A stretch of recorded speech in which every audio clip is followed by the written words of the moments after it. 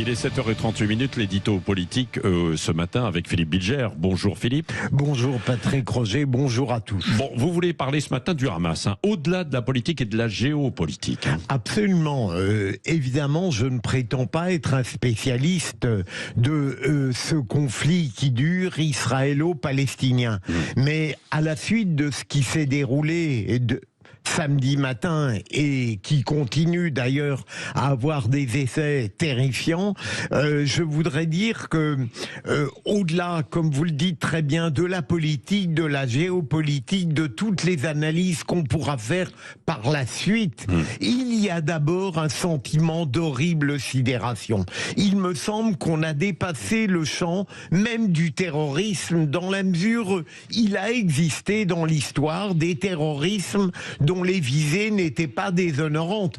Par exemple, un Nelson Mandela, il y a longtemps, était considéré à l'origine comme un terroriste. Il accomplissait des actes terroristes, mais les visées n'étaient pas totalement scandaleuses. Là, nous avons une véritable barbarie et bien sûr, je ne peux que m'en référer à certaines perceptions de personnes de confession juive qui osent dire aujourd'hui, et elles sont bien placées pour le savoir, qu'elles ont l'impression d'une forme de nazisme réactualisé par les horreurs qui ont été perpétrées par le Hamas. Alors c'est ce que disent certaines personnes, quoi, bien sûr, quoi. Il ne faut pas forcément reprendre ce terme, quoi. Mais il y en a quelques-unes tout de même, oui. Pascal, Patrick, pardon, qui sont tout à fait conscientes du caractère totalement inédit de cette barbarie. Oui.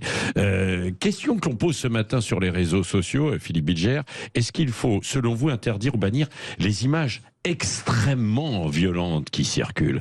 Est-ce que vous avez une position ? Je dirais, en temps normal, j'aurais eu tendance à dire que tout ce qu'on montre peut être pédagogique, même l'horreur. Mais là, il me semble que depuis samedi, on sait tout de même quel a été le degré d'horreur. Et je pense que si on montrait les petits-enfants décapités, par exemple, on ne tomberait plus dans l'information, mais dans une forme de sadisme médiatique.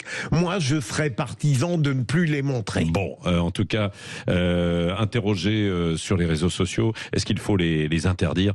Non, à 59% pour l'instant, disent ceux qui votent ce matin. Nous verrons ça avec Elisabeth Lévy tout à l'heure à 8h15 dans Les Vies sans interdit et nous en reparlerons ensemble.